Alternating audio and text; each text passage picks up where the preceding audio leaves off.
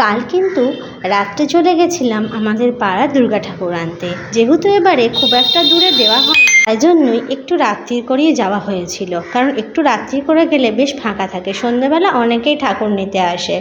আর এখন তো জানোই যে একটু আগে আগেই সবাই কিন্তু ঠাকুর ঢুকিয়ে দেয়। তো দেখো, আমরা কিন্তু যেখানে ঠাকুর বানাতে দিয়েছিলাম সেটা কিন্তু আমাদের থেকে পাড়া থেকে খুব একটা দূরে নয়, এই 10-15 মিনিটের রাস্তা।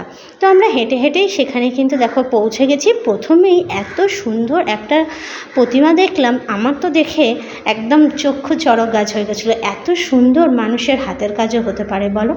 তো দেখো, প্রত্যেক বছর কিন্তু পালপাড়া থেকে আনা হয়, এবছর কিন্তু লোকাল থেকে নেওয়া হলো। আমি শুনেছি আগে নাকি এখান থেকেই আমাদের পাড়ার দুর্গা ঠাকুরটা যেত, কোনো একটা সমস্যার কারণে হয়তো এখানে ব্রেকআপ হয়েছিল, কিন্তু আবারও আমরা সেই কারণেই ফিরে এসেছি। দেখো, এখানে কিন্তু প্রত্যেকটা ঠাকুরই এত সুন্দর হয়েছে, এত ভালো লাগছে। আর সন্ধেবেলা এলে তোমাদেরকে হয়তো আরও অনেক ভালো ভালো দুর্গা ঠাকুর দেখাতে পারতাম, যেগুলো বেরিয়ে গেছে।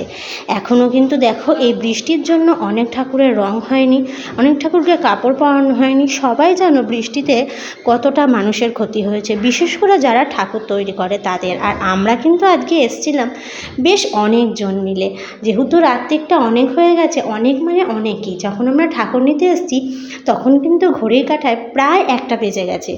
তো দেখো, এখানে মহিষাসুর কিন্তু একদম মায়ের দিকে তাকিয়ে রয়েছে, কিন্তু সেখানে কোনো অস্ত্র নেই।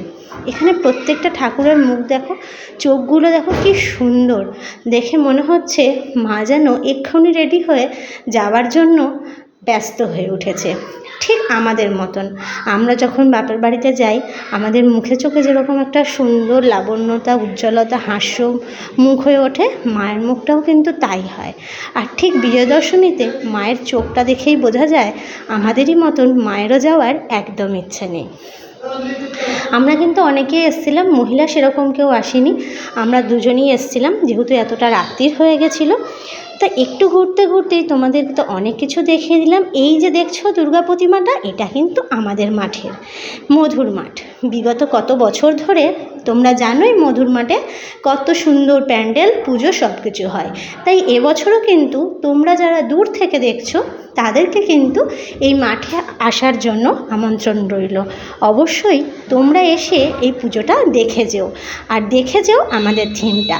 সব যদি তোমাদের বলে দিই তাহলে তোমাদের আসার ইচ্ছা থাকবে না। ঠিক আছে, অনেক তো কথা হলো। আর প্রচণ্ড গরমও পড়েছিল জানো তো, একদম ভালো লাগছিল না, হাওয়া ছিল না, কিছু ছিল না। দেখো, এই এত কিছু গল্পের মধ্যে এবার কিন্তু মাকে আমাদের ভ্যানে তোলার সময় হয়ে গেছে। মাকে আমরা ভ্যানে করে নিয়ে চলে যাব। প্রত্যেক বছর আরও আনন্দ হয়, যেহেতু অনেকটা দূর থেকে আসে, ম্যাটোটো করে যাওয়া হয়, তো সেখানে আরও বেশি আনন্দ হয়। ঠিক আছে, কোনো ব্যাপার না, এখানে নয়, হেঁটে হেঁটেই যাব।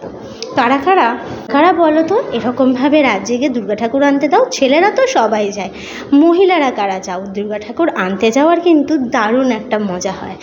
আজকে কিন্তু একদমই ঘুম পাচ্ছে না, সারাদিন খাটাখাটনির পর যখন গিয়ে শোয়ার সাথে সাথেই ঘুমিয়ে পড়ি, কিন্তু আজকে দেখো মাকে আনতে যাব বলে একদম ঘুম আসছে না চোখে। মনের মধ্যে যেন একটা আনন্দ কাজ করছে। এমনিই তো দুর্গা পুজো এলে খুব আনন্দ হয়, তবে বৃষ্টির জন্য একটু মনটা খারাপ হয়ে গেছিলো। কলকাতায় কত ভালো ভালো পুজো, এখনও প্যান্ডেল ভর্তি জল রয়েছে।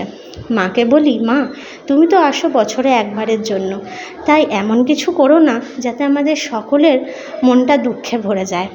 কারণ বাচ্চা থেকে বড়, বুড়ো সবাই কিন্তু এই 4টে দিনের জন্যই অপেক্ষা করে থাকি, কবে মা আসবে আর কবে সবাই মিলে একসাথে আড্ডা, গল্প, খাওয়া দাওয়া সব কিছু হবে।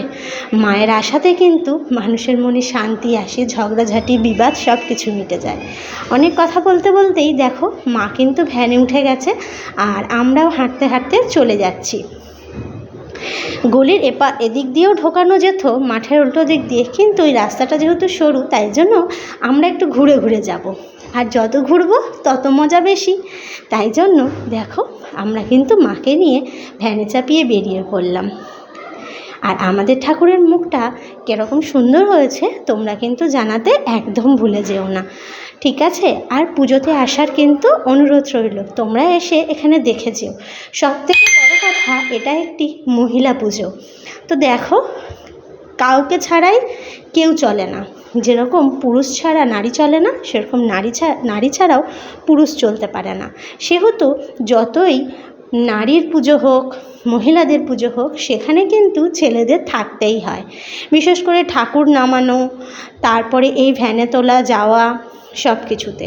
হ্যাঁ, বলতেই পারো মেয়েরা কোনো অংশে কম নয়, কিন্তু দুজনেই সমান সমান আমার কাছে। সবার কাছেই সবার গুরুত্বটা কিন্তু খুব বেশি। ঠিক আছে, অনেক হয়েছে কথা, এবার কিন্তু পাড়ায় ঢোকার পালা। প্রায় কিন্তু অনেকটা চলেই এসেছি, জানো তো। আমার কিন্তু এখন আরও বেশি আনন্দ হচ্ছে যে মা আলটিমেট ঢুকে যাচ্ছে।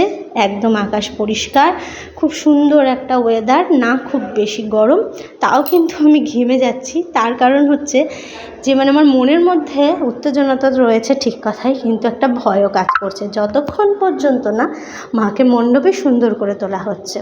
তো দেখো, এখানে কিন্তু একটা কাঁঠাল গাছটা এমনভাবেই রাস্তার উপরে ঝুমড়ে পড়েছে যে সেখানে কিন্তু একটু অসুবিধা হচ্ছে, মায়ের হাতটা একটু ঢেকে যাচ্ছে। তখন মনে মনে মাকে শুধু বলছিলাম, মা তুমি সুস্থভাবে তোমার গন্তব্যে চলে যাও। দেখো, এত কিছু বলতে বলতে মা কিন্তু পেরিয়েই গেছে।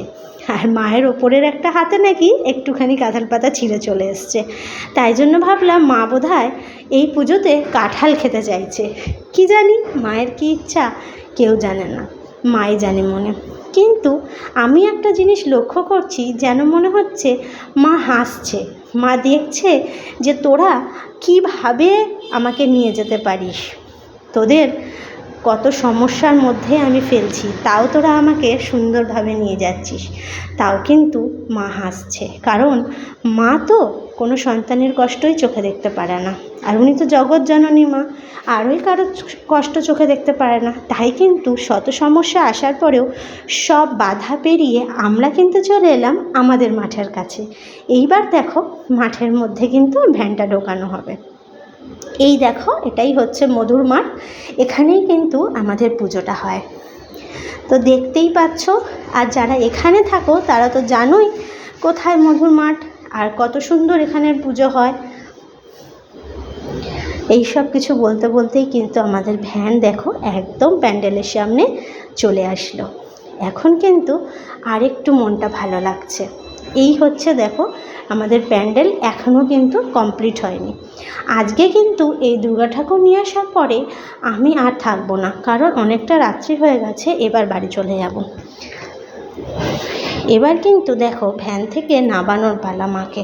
তাই জন্য ভাবছে কি করে নামাবে, কারণ ভ্যানটা মণ্ডপ অবধি গেলে খুব ভালো হতো, কিন্তু এখানের এই সামনের কাপড়ের জন্য মাকে কিন্তু একদম মণ্ডপ অবধি নিয়ে যাওয়া সম্ভব না। তো দেখো, সেই জন্য ভ্যান থেকে নামিয়ে এই চালচিত্রটার তলায় দুটো বাঁশ দিয়ে দেওয়া হলো। এই বাঁশের মধ্যে রোলিং করে মাকে নিয়ে যাওয়া হবে, অনেকটা ট্রেন গাড়ির মতন। মা এখন ট্রেন গাড়িতে চড়ছে, কিন্তু ঝিকঝিক আওয়াজটা হবে না, শুধু বাঁশের খড়খড়নি আওয়াজ শুনতে পাবে। এখন যেন মনে হচ্ছে মা একটু মুচকি হাসছে। মা বলছে, দেখি আমার সন্তানরা কীরকমভাবে আমাকে ঢোকাতে পারে। তো দেখো, আলটিমেট কিন্তু মায়ের সন্তান, তো তাই জন্য মায়ের মতনই প্রবল বুদ্ধি, তারা কিন্তু ঢুকিয়ে নিয়েছে, একদম মণ্ডপের কাছে চলে গেছে। এই দেখো, আমিও এবার আস্তে আস্তে গুটি গুটি পায়ে মণ্ডপের ভেতর ঢুকে গেলাম। তখন কিন্তু সবাই অনেক রকম ছড়া কাটছিল, আর যখন এভাবে ঠাকুরটা হেলে যাচ্ছিল আমার কিন্তু বুকের ভেতর খুব দরাজ দরাজ করছিল। মা যতক্ষণ না মণ্ডপের ওপর উঠে ঠিকঠাক বসছে, মনটার মধ্যে একদমই অস্থিরতা কাটছিল না, আর আমি ঠিক ততটাই ঘেমে যাচ্ছিলাম।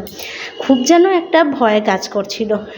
এতক্ষণ আসলাম, যদি সব কিছু ঠিক থাকে আর খানিকক্ষণ যেন মা ঠিক করে সব কিছু পার হয়ে যায়। তাই মনে মনে বলছিলাম, মা গো, তুমি ওদের শক্তি দিও, যাতে ওরা তোমাকে নিখুঁতভাবে মণ্ডপে সুন্দর করে বসিয়ে রাখতে পারে। তো দেখো, বাচ্চা থেকে বড় থেকে সবাই কিন্তু হাতে হাত লাগিয়ে মাকে মণ্ডপের উপর তুলে দিয়েছে। আর যখন মা ওইদিকে অনেকটা বেশি হেলে গেছিলো, আমার তো বুকের ভেতর দরাজ দরাজ করছিল, ভাবছিলাম কি হবে কি হবে, ভীষণ একটা ভয় কাজ করছিল। কিন্তু দেখো, আমাদের পাড়ার সব ছেলেরা কিন্তু সুন্দরভাবে মাকে বসিয়ে দিয়েছে। এখন কিন্তু আর অতটা ভয় কাজ করছে না আমার মধ্যে। দেখো, এখন আমার এই যে এতক্ষণ ধরে ভয় লাগছিল, আমি তো ঘেমে স্নান করে গেছিলাম। আসছিলাম, কারণ ভাবছিলাম সব যেন ঠিকঠাকভাবেই কাটে। মা, এতটা পথ তুমি নিয়ে আসলে আর এটুকু সময় ঠিক কেটে যাবে।